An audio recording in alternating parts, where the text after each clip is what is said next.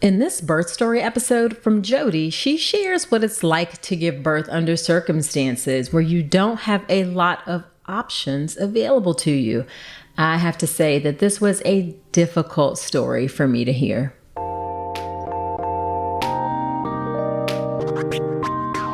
Welcome to the All About Pregnancy and Birth podcast. If you're having a baby in the hospital, you are giving birth in a system that too often takes away power from women over what happens in their own bodies. I'm Dr. Nicole Calloway Rankins, a practicing board-certified OBGYN who's had the privilege of helping well over 1,000 babies into this world. I've been a doctor for over 20 years, and I'm here to help you take back your power, advocate for yourself, and have the beautiful pregnancy and birth that you deserve. This podcast is for educational purposes only, and it's not a substitute for medical advice. Check out the full disclaimer at drnicolerankins.com/disclaimer. Now let's get to it. Hey, real quick, before we get into this episode, my new and improved online birth course, The Birth with Power Pathway, is coming in May. If you want to feel calm, confident, and actually prepared for your hospital birth, this is for you. The best way to be the first to know when it drops, join my email list at drnicolerankins.com/email. Hello there. Welcome to another episode of the podcast. This is episode number 258. Whether it is your first time listening or you have been here before, I am so grateful that you are spending some of your time with me today. Jodi is a relatively new registered nurse. She started her career in the spring of 2020 during the height of COVID. Her first nursing job was on a medical surgical floor at the one and only acute care hospital on Maui, where she stayed for just over a year before making the transition to working for a local nonprofit hospice agency, where she has been ever since. Jodi has lived on Maui for 18 years in a small town called Lahaina. You may recognize that as it was in the news recently for the devastating wildfire that took place there on August 8th, 2023. Now, Jodi listened to many birth stories on this podcast, and she would hear that for many parents, selecting the hospital where they choose to give birth was an important part of their birth plan. But for her, she lives on a small island with only one hospital that's over an hour drive. So for her, she had this element of not being able to control that aspect of her birth, and she had to accept that she would not have certain options that were available to her that are often available at larger hospitals.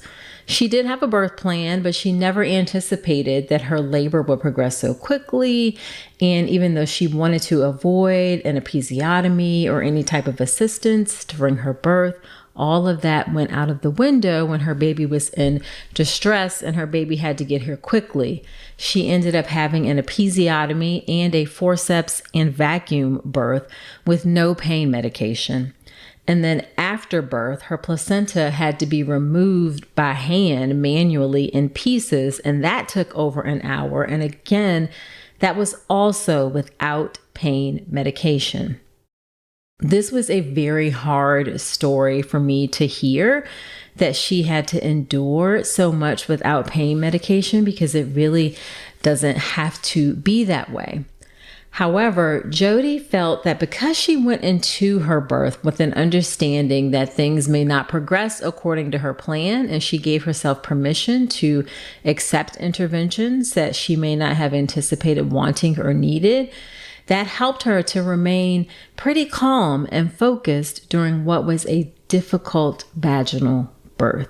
I promise you, you are going to learn so much from Jodi's story today. Now, Jodi mentioned that she had a birth plan, and I would like to invite you to come make a birth plan the right way in my live free class on May 20th at 7 p.m. Eastern Standard Time.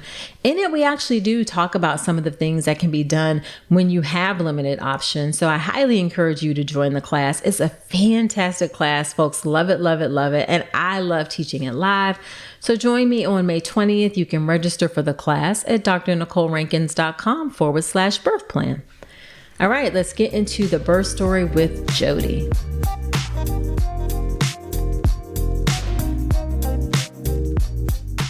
so much, Jodi, for agreeing to come onto the podcast. I am excited to have you share your birth story today.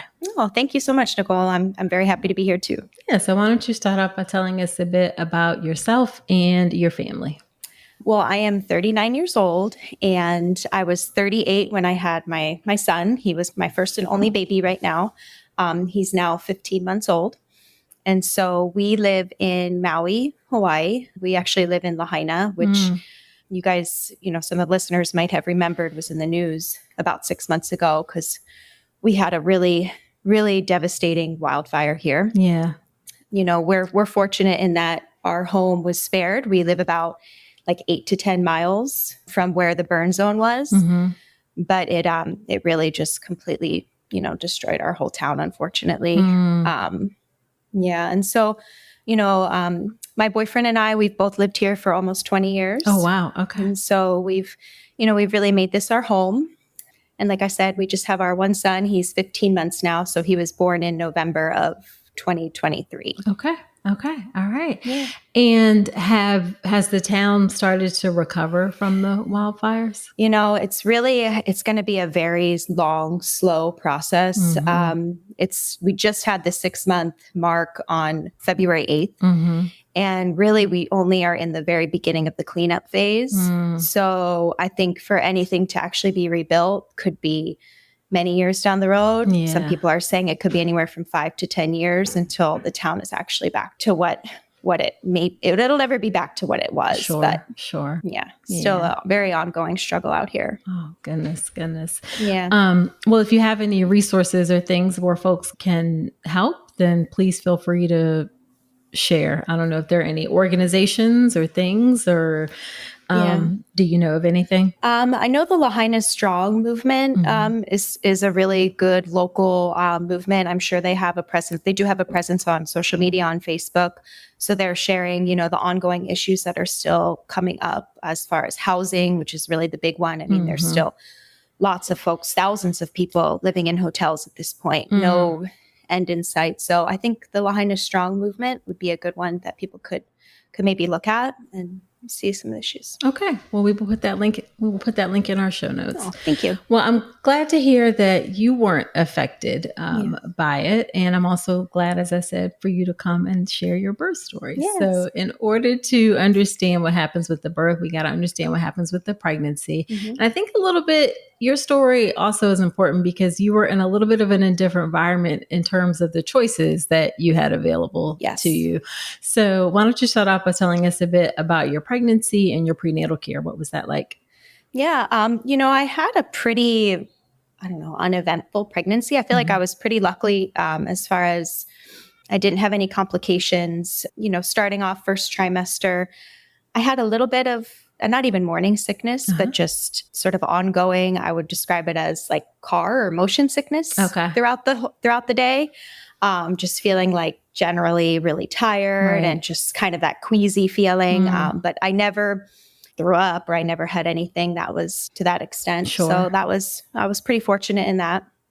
And then really once I hit my, the second trimester, I think I just had a lot of the normal discomfort, but nothing that wasn't tolerable. I was able to continue working the whole time. And then fortunately with all my prenatal appointments, everything was normal. It was just a lot of the risk factors that go with being 38 and having it be my first pregnancy. They really just put me into sort of a different level of care as far as being advanced maternal age. Sure.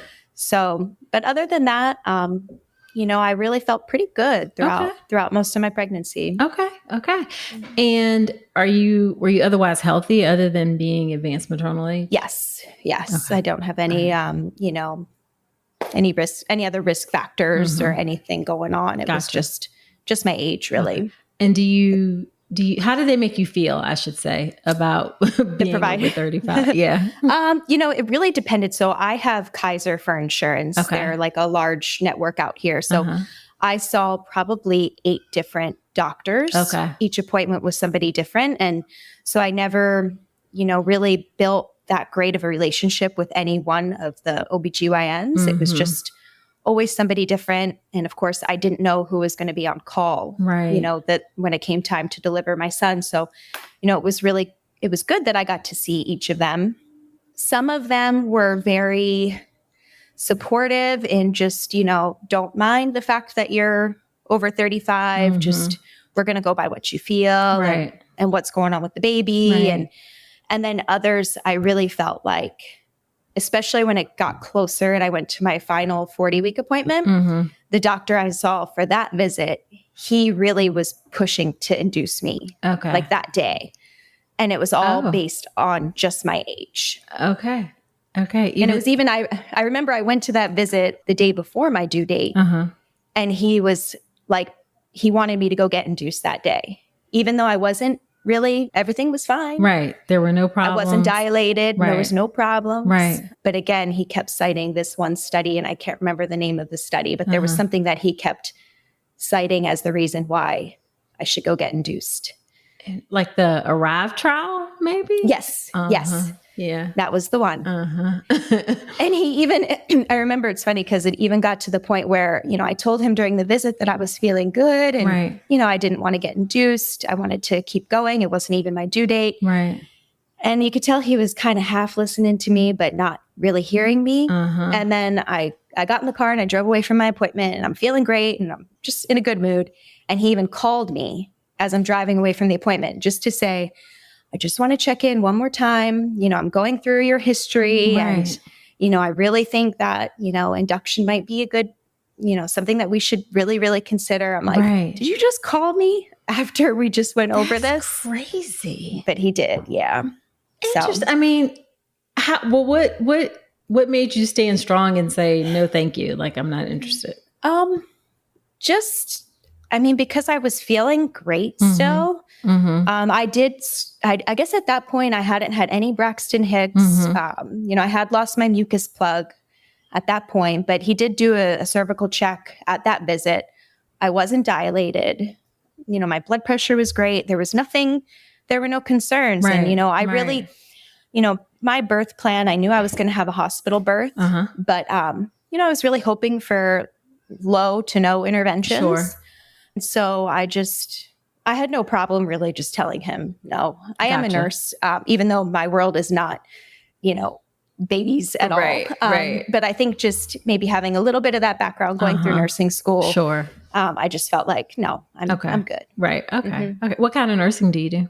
Right now I do hospice nursing. Oh. So I'm on the exact opposite end of the of the life spectrum. You are on the exact opposite. Very important work though. Yeah. And anybody who's called to do hospice work, I feel like is always special because it's a calling. I don't think that's something that you just kind of flippantly decide to do. So yeah. So what did you do to prepare for your birth? I listened to a lot of birth stories and I listened to your podcast a lot. I came across your podcast. I think I was listening to somebody else's podcast that you were a guest on actually. Okay. And so I just liked your approach to things. I felt like you offered both the, sort of regular hospital route, being a background as an MD, but you also, were open to hearing sort of, the alternative side of things, and where I felt like most podcasts were either one or the other, like either full home birth, that whole route, or full hospital, wasn't like open to both. So, Gotcha. So I listened to your podcast a lot and birth stories. And really that was mostly it. Okay. I thought about having a doula at one point, but I just thought that I'd be able to do it on my own. Okay. All right. Yeah. Well, what are some things that you wanted for your birth? Like I said, I knew I wanted to have a hospital birth. I wanted to avoid a C-section, like, I feel like a lot of mothers do. Sure. I didn't want to have any pain meds if possible. I wanted to be able to move around freely if possible. Right. But other than that, I was really open to just kind of seeing how it goes, how it went. Gotcha. And I think that actually helped me when it came time to give birth because things didn't go perfect as planned, and they never do.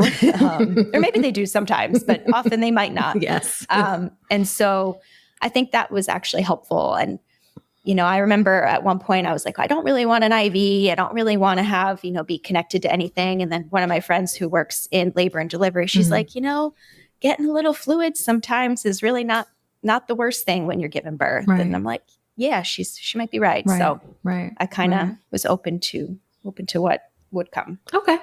So was there anything that you were scared or worried about? Honestly, a C-section was probably, I was really scared about that. Okay. Just the idea of having, I don't know, just something about the possibility of a C-section was really what scared me more than like the pain of having a vaginal delivery without any pain medicine on board. I don't know why. Gotcha. I mean, that's totally normal. I mean, so it's a surgery. It's a big surgery. Yes, So yeah, it's totally normal to be concerned about it. Yeah. Oh, and I should ask, what did you do? How were you planning to manage pain? Like, were you going to do like what were your thoughts on that? Just breathing techniques that I kind of looked into a little bit. Just really, I remember when I was having contractions, I was able to, even if I was really tense in my upper body, like gripping the railings or needing to just feel tense in my arms, I was really focused on just staying relaxed from the waist down. And somehow I do feel like I was able to do that throughout most of the contractions. I think that helped it. I did dilate pretty quick once I went into active labor. I don't know if that had anything to do with it, but just sort of just my breathing techniques is what helped. Okay. All right. And yeah, people don't realize it's really hard, or I should say people don't necessarily understand like how powerful breathing can be in terms of helping you manage things that come up in your life. Really, it's really hard to like stay tense if you're focused on relaxing your breathing. It's hard to keep those two energies together. So breathing is a really powerful and important thing that I think is underutilized for sure. Yeah. It helped. Let's get into what was your labor and birth like? So how did everything go? So I guess I should start by just saying like a little bit about how things work here on Maui, because it might be a little different, in a lot of the, in a lot of the podcasts I heard, moms, like when it came time to pick which hospital they wanted to go to, just trying to see which hospitals offered, what type of interventions. And like here on Maui, we only have one hospital. Okay. So it kind of took a lot of like I knew where I was going to deliver. There was no alternative. Gotcha. And then the hospital is an hour from where we live. So just kind of keeping that into the equation too, knowing that, we would have at least an hour drive to get in there. Gotcha. Yeah. So how did that, were you scared? Obviously that's, you're not the only person who gives birth there. So people are sort of used to it, but still, like, how does it make you feel? Like I got a whole hour before I'm going to get to where I need to go. I felt like, cause it was my first, I knew maybe I would have a little bit more time. I do know people who live in the area where I do, who went to the fire station and didn't make it to the hospital and gave birth over here. Okay. So I have heard at least 2 stories of people not making it, but I know it's, a lot of people have like an hour commute, probably commute or drive to the hospital. Yeah. I know it's not uncommon, but it was just something in my mind, like, having to prepare for that. And then just knowing that I might be having, really intense contractions in the car for an hour and not really being able to move around. So that kind of made me a little nervous, but it wound up being okay. Like the drive wasn't an issue at all. Okay. Yeah. And so I was due on a Friday. And like I said, I went to that appointment where they were really forced, trying to push me to get induced that day. I didn't. I wasn't dilated at all at that time. I wasn't having any sort of Braxton Hicks at that time or any contractions. And then that Sunday night, probably around like 11 or 12 midnight, I started feeling contractions. Okay. But they weren't, they would maybe come anywhere from 5 to 20 minutes. Okay. So I knew they weren't regular. And some of them felt intense, but some of them I could, rest sort of comfortably through. Right. So, I didn't wake up my partner at that time. I just figure, let him sleep. I was up pretty much that whole night, though. I don't think I slept at all. Okay. And so then Monday morning came and, I told him that I had been awake all night having contractions, and I called my doctor and they said, why don't you, come in and get checked and we'll see how things are going. Okay. So, I went in and got checked again, hour drive. Right. And I was dilated. She said I wasn't really dilated at all, but like when she did the check, I kind of like she almost dilated me to a centimeter. Okay. Like, I don't know. No. She said you were like right there, and then she did the check and it kind of like opened up a little bit, but really not dilated at all. Okay. And so they did an NST. Is that what it? Yep. And like everything was okay with the heart rate and everything. And so she said, like, basically just go home and act like you're 35 weeks pregnant, because you could still go like this for days. Okay. You know, we don't really know. Right. So that was a little disheartening because I Sure. was still having contractions and I was not hoping to still have days like that. But we went home. Did she offer you the option to stay and be like induced or anything like that? Nope. No. Not at that point. They pretty much, and I don't even think I saw a doctor at that visit. Okay.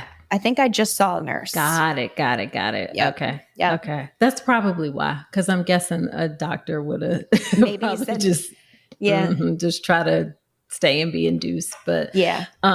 Okay. So that makes sense. Okay. So you ended up going home. We ended up going home.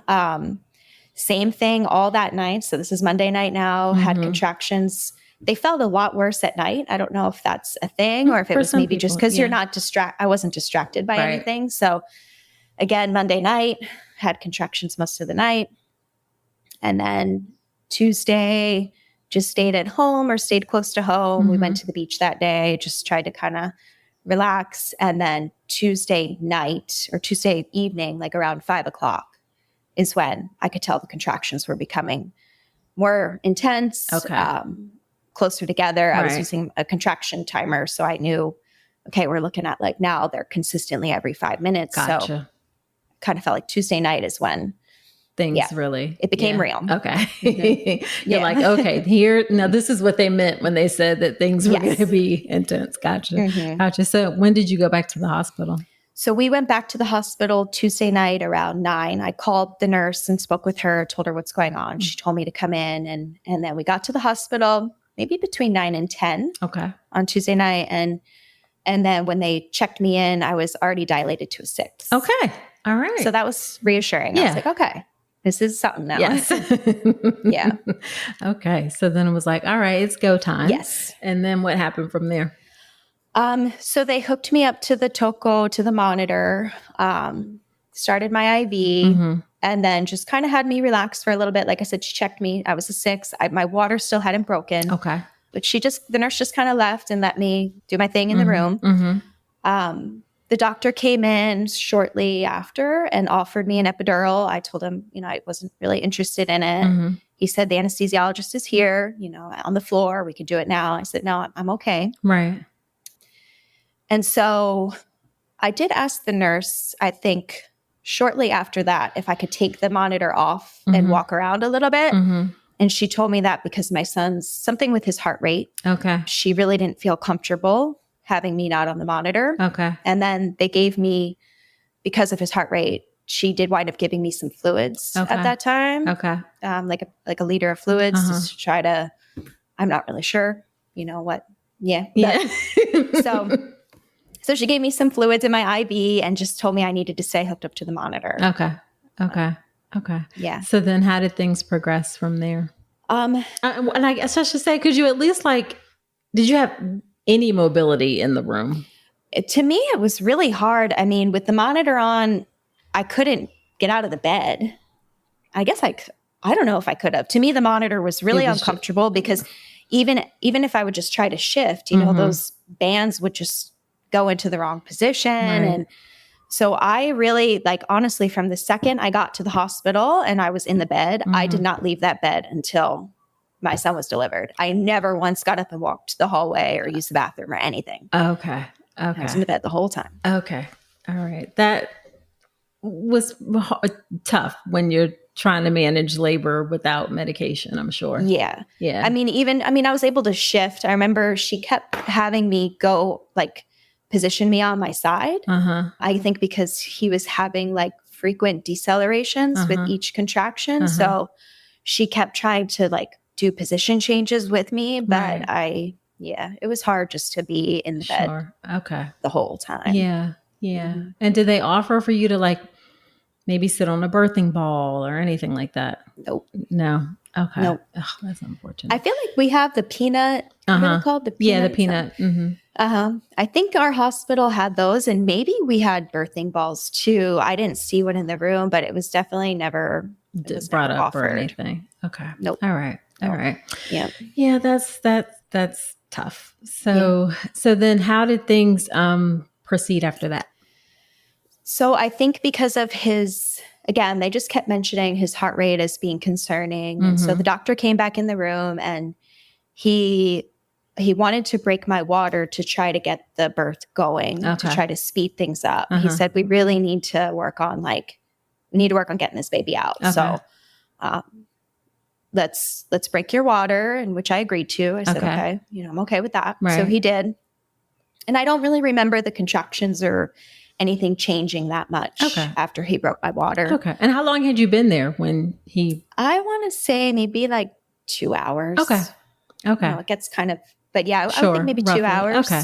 Mm-hmm. And had you dilated more at that time? I was still a 6 as far as I know. Gotcha. Yeah. Gotcha. Okay. Or maybe he didn't mention anything about that, but he broke my water. And then he did offer me an epidural again. And he explained to me, he said, the way things are progressing, there is a chance that you're going to need a C-section. And he said, if you don't have an epidural, then you'd be looking at like general anesthesia. Your partner or dad can't be in the room. Like, we're looking at more of a surgery. Right. Where if we do an epidural for you now and we do have to do a C-section, at least you can be awake and dad can be in the room. Right. And that scared me because, like I said, the C-section thing was always something I was really scared of. Sure. And general anesthesia, just, I don't know, the idea of it just really is scary to me. Yeah. But I still said no. I felt really pretty strongly about not having an epidural. So I said, no, I understand the risks of not getting it, but yeah, I declined it again. Okay. All right. So then how did things, and I should ask, had you gotten any sleep at all? No, not since like Saturday night. Okay. Probably. And I slept off and on. Sure. Maybe a little bit on Sunday night, maybe a little bit on Monday night, but now we're like into Tuesday at 1 a.m. So, because I really did have like 48 hours of contractions at home. Okay. Before I even went to the hospital. Gotcha. Were you feel were you tired? I think just because of everything going on and the pain and the adrenaline. Yeah. I mean, I was in it at that point. Okay. Yeah. Right. So he broke your water, and then what happened after that? And then he left the room and he kind of left me just to, again, I was having contractions. I remember I was laying on my left side, just gripping the bed rail with both hands, just kind of riding out the contractions with my partner in the room. And then I remember at one point, like when it came time to deliver the baby, like the lights were off and it was just the two of us in the room. Okay. And then all of a sudden, full lights came on in the room. And then the doctor, my nurse, and like, I don't know, probably a total of like 8 people all just came in the room at once. And the doctor said to me, because they were watching something with the heart rate and he was having frequent, I want to say late decelerations. He said that they really needed to get the baby out like now. I don't know why. Okay. It became like and so it was kind of an intense moment because like I said, the lights were kind of dim and it was just the two of us. And then all of a sudden it was like, everybody was there. Even a pediatrician came in the room too. Right. So so he checked me and I was a 9.5. He said, you're not quite 10 centimeters, but you're going to start pushing. Okay. And so I was like, okay.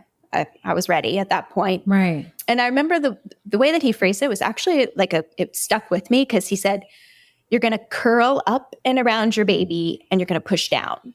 And for whatever reason that clicked. It made sense to me what he was saying and like the way I needed to push. Right. And so I started pushing.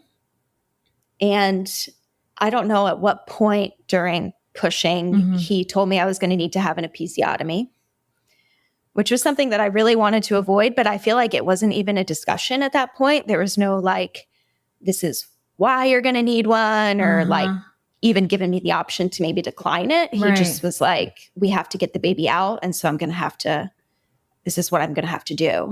And so I just kind of went along with it. I was like, okay, do what you got to do. So Do you know how long you had been pushing at this point?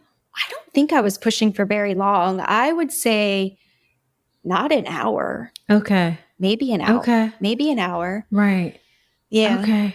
So And so then he says you needed, he recommended an episiotomy, but with no anesthesia. No anesthesia. No. I mean, he did a local, of course. Okay. Anesthetic, I'm assuming he did because I didn't really feel it. So I think he did a local. Okay. Okay. But still, he, I had the episiotomy, which I really didn't want to have, but it happened.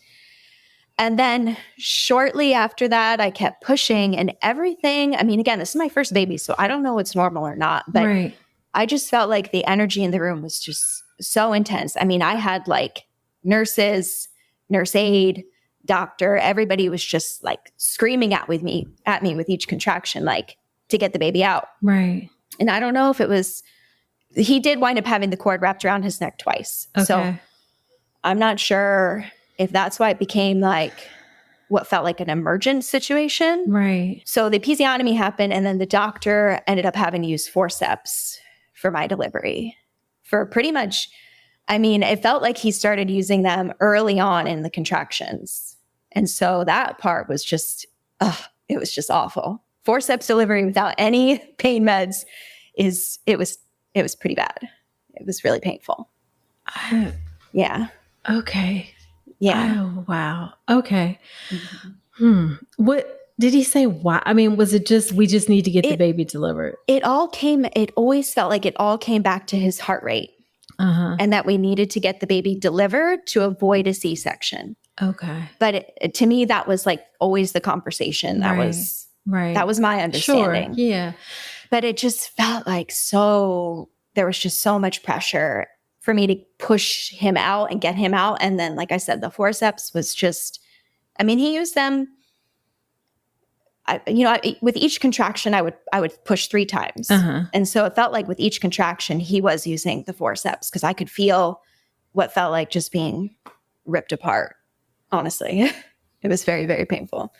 Okay. So do you know, like, when he mentioned the forceps and when he mentioned the episiotomy, like which one came? The episiotomy, definitely, he mentioned it first. Okay. Just to create more space, I think was kind of what he said, like create more space to get the baby out.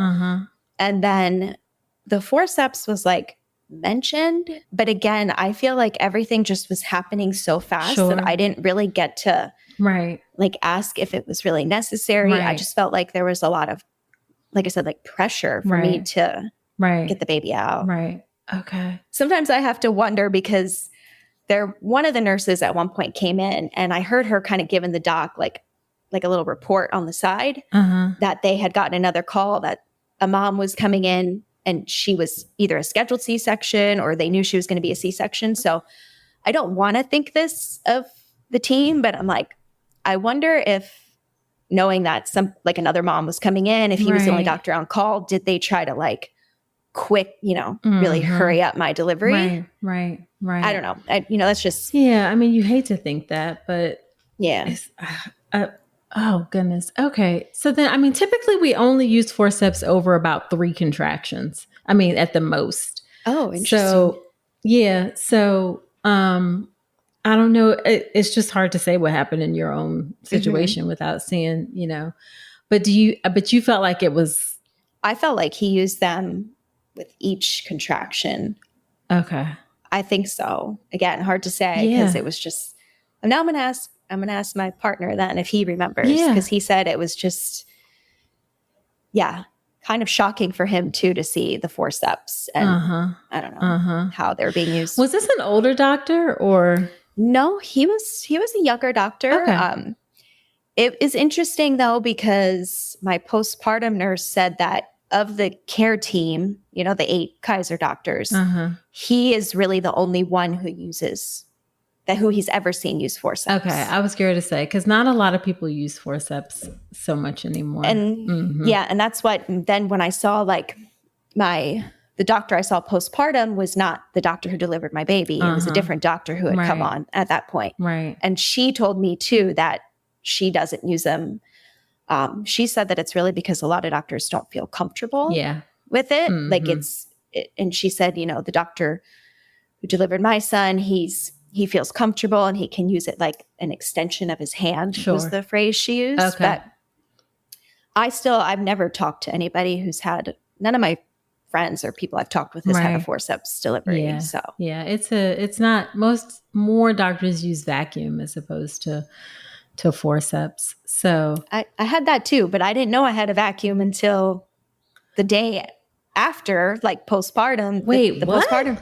Yeah, he used the vacuum as well, but I had no idea that I had the vacuum at the end, is what they said.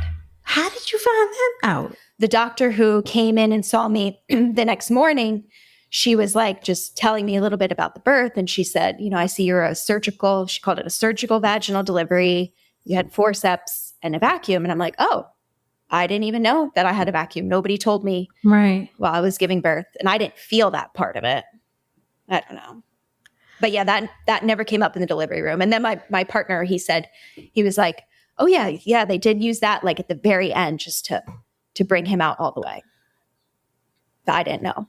Okay. They never asked me about that. Right. Okay. Wow. Okay. Yeah. So it's unusual to use both. Is it? Mm-hmm. Yeah. Okay. It's not typical. I mean, that would be like doing a C-section at that point would be extremely difficult. So sometimes we get into the decision of, what's the best thing if the heart rate's down to get the baby out. So maybe, obviously, I can't Monday morning quarterback what happened, but Sure.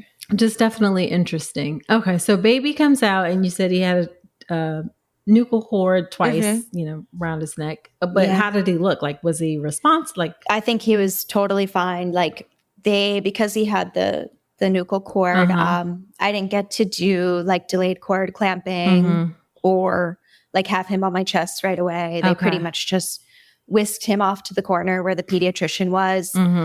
But he was totally fine. I mean, no concerns at all. Okay. His APGAR score was good. Okay. He was great.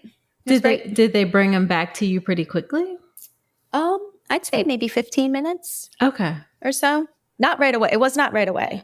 Was he like screaming, or was he like, or did it take a bit for him to cry? Or No. He was crying. I mean, maybe not like right away, but within the first minute, he was crying. I could hear him. Right. Yeah. So, but he didn't come back to me. Maybe it wasn't 15 minutes, but I feel like it was at least 10. Okay. It was not like just a minute or two that he was with the nurse with them. Yeah. Okay. Yeah. No, I just wish, we can resuscitate babies on mom's chest, and that often helps. So we usually like to try and give it a chance on the chest. But well, that's a shame to kind of hear that stuff, Yeah. I don't. But that it just goes to show, just we kind of practice in silos, and hospitals just sort of get used to the way they do things and not realizing that there's a different way that things can be done. So especially if it's just the one hospital, they're not going to see a lot of different ways that it's very easy to get into your own thing. Not that anybody's trying to do anything wrong. It's just, you just sort of get used to doing what you do.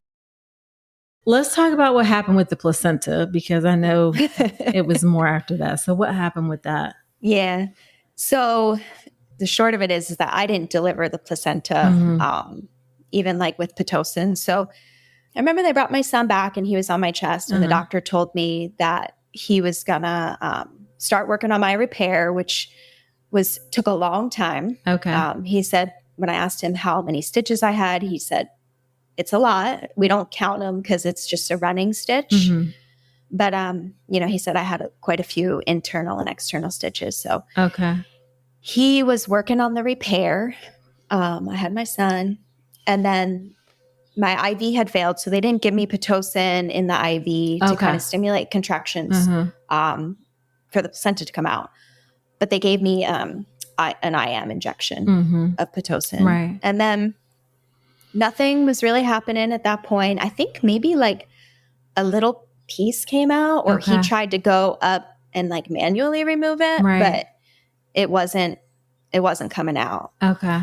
They didn't give me any more Pitocin, just that one injection. Okay. And really, it's hard for me to tell how much time had passed. Sure. maybe a half hour at least while he was working on the repair, and still the placenta wasn't coming out. So he told me that he needed to manually remove it, or like essentially like scrape it out, which again, after having, no pain meds at all, not even a Tylenol or anything, the forceps delivery, the episiotomy, and then he scraped essentially the placenta out in like small pieces. And I feel like that took at least an hour to do. Right. Because it just wasn't coming out. And so he would like push really hard on the top of my stomach, or on top of yours, like be pushing, and then using what my partner said looked like a back scratcher, for lack of a better term. He said the thing looked like a back scratcher. It's called it's called a banjo curette. It's a okay. I know exactly what he's talking about. Yeah. So it was pretty painful. That actually was almost just as painful as delivering my son, just because I think of all the trauma that had happened down there. Right. And at that point, I didn't have the adrenaline on board. Like my son was here and he was fine. So I was just feeling everything so much more. And it came out like, I was kind of looking forward to like seeing my placenta and this, nice, beautiful presentation. And I mean, it just came out in like little inch pieces, kind of. Yeah. Oh my God. It's painful. Okay. Did they offer you pain medicine? No, I think she gave me maybe an Advil or something like that. They offered me at that point. Yeah, they didn't offer me anything like stronger IV. They did start a new IV on me and just kind of, hep blocked it. But they didn't offer me anything else. And I didn't ask. I know I could have asked for something. Right.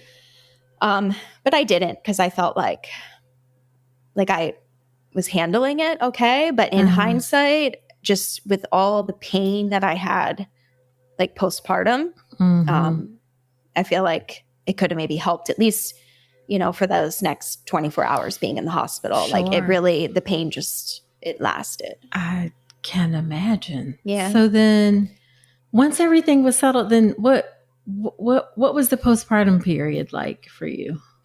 Postpartum, I mean, we stayed in the hospital for your standard, I guess one extra night. Okay. And then we were discharged. I would have really loved to have had the opportunity to talk to my doctor who did my delivery again. And like I said, it was just so unfortunate that the next morning I saw a different doctor, because I was trying to ask her questions. Like, I wanted to hear about actually what happened and what interventions I had and the reason why we did all this stuff. And she didn't really know much of the details. At one point, she was like, I'm going to go get the computer and bring it in the room so I can actually try to explain things. So I just didn't feel like I got good closure in that way. But we stayed in the hospital for 24 hours. Sorry, there's a dog barking outside. Okay. You can probably hear him. Yeah. And yeah, I just had a lot of pain, like a lot of vaginal pain for weeks, months actually, after birth. Oh my God. Okay. So did you ever see like a physical therapist or anything, or? No. And I almost wish that I would have. Again, it's like 15 months out now. Right. So, but when I went back for my 6-week visit, the doctor said that I still wasn't healed at that point, told me, but he never recommended that I come back. So I never went back after 6 weeks. Okay. But yeah, I feel like because I still have a little bit of like, not pain down there, but it's still not quite right. Right. So I think seeing like a physical therapist or a physiotherapist maybe would have been a good thing for me to advocate more for myself. Right. Yeah. So how are you feeling? How are you feeling? Just looking at you, it feels like it was a lot. And thinking back, it feels like it was a lot. Yeah. Yeah. I mean, it was a lot. Of course, I wish things would have went different. I wish I would know because like I said, like, this is my first baby, and I don't like, I wish I would know what was normal interventions or actions to take based on what was happening with my son. Because, talking to some people, they're like, I don't know if doctors are able to like try to undo the nuchal cord while the baby's still in the birth canal. We can't reach it. Can't do. Okay. Yeah. So I've heard that. I've heard just like a lot of like, well, they should have done this or they could have done that. Right. And I don't know what could have been possible or what could have been avoided. In the moment, I was just kind of going for it because I just felt like there was so much pressure to get my baby out. Like something was going to be really wrong with him. He was going to, so it was like, we're going to do this, this, this, and this. And there was no real discussion about it. And in hindsight, I wish I would have felt like I had the opportunity to maybe ask more questions. Right. Maybe I've avoided some of this. Yeah. Or some of what happened. Yeah. So then how do you feel about your birth experience? I mean, at the end of the day, my son was healthy and he was great. So to me, that was the most important piece. That was the most important part, of course. Right. I went in it with what I wanted, things that I wanted to see, how I wanted it to go. But like I said, I was very open and very flexible to being like, okay, it might not be perfect and it might not go the way I want to. Sure. So I don't really hold on to, I don't really hold on to much from what happened. It's more like, I just want to know if what happened was normal. Right. Just because nobody that I've talked to felt like they had to have and especially the forceps. I mean, I don't want to be dramatic, but they really, really hurt. Yeah. And it just felt really, Yeah. Maybe it could have been avoided, I guess. Gotcha. And I should ask, did you breastfeed? Yes. Okay. How did I'm still breastfeeding. Oh, okay. Well, then that went well then. Okay. Yeah. So at least that it doesn't sound like it interfered with you being able to breastfeed. Yeah. No. Okay. All that was normal right from the get-go. He latched on real good. Okay. Okay. Yeah. Okay. So then what is, as we end here, what is your one piece of advice that you will want to give to someone who's about to have a baby? I guess it's just like feeling comfortable being able to speak up for yourself. And if you don't feel comfortable, maybe having a doula or some sort of a support person that can do that. Right. I felt really comfortable and confident being able to advocate for myself and speak up for what I wanted, right. For me and for my son. And then when it came down to it in that moment, even just having somebody that could help me ask the questions that I couldn't ask when everything got so intense, it could have been really helpful, I think. So just knowing that even if you think you got it and you're like, the type of person that can usually handle things on your own, and this might be one of those cases where it's good to always have someone else who can help you. Sure. Help you speak up. Sure. Absolutely. I know you said that you're not very active on social media. So if anybody wants to reach out to you afterwards, you guys can reach out to us and then we can connect you with Jodi. That's probably the easiest thing to do. And then I just want to say thank you for coming on to share your story, because it brings up so many points and things that are going through my head and thinking about, and I'm glad everything turned out okay, but that was a lot. Yeah. No, thank you so much for having me. It was wonderful to be able to talk with you.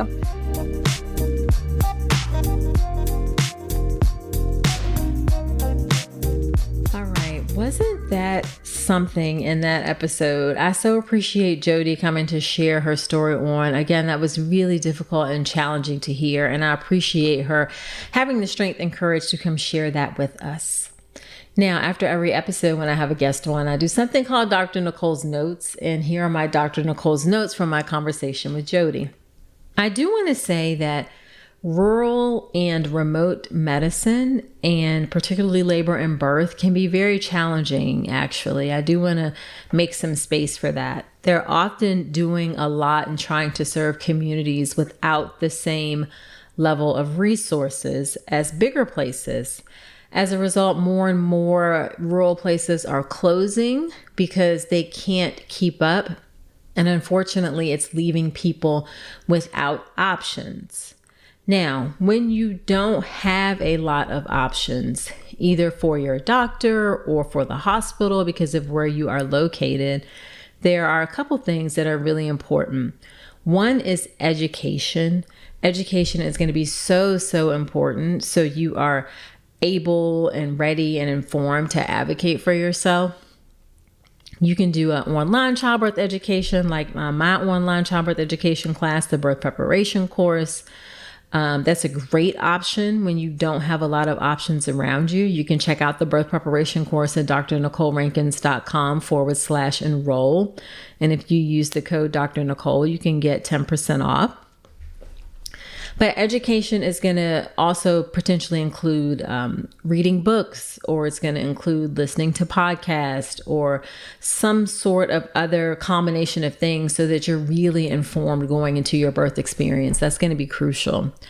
Another thing that's going to be really, really important when you don't have options is understanding what you're getting into and asking those questions. Again, I talk about that in the birth preparation course and then also in my birth plan class as well. But having a doula or an advocate, someone who is with you who can help advocate for you if need be, also may be really, really, really important so that you have that extra layer of support when you don't have other options. In episode 218 of the podcast, that's drnicolerankins.com/episode 218. I go through a step-by-step process to help you choose a doula, including asking if they feel comfortable advocating for you and some strategies to help you get a doula, if you have some financial restrictions, all of that great stuff. The last thing I want to say is how sometimes in OBGYN, we undertreat pain. And it's something that is becoming more and more prevalent because of people sharing their experiences on social media.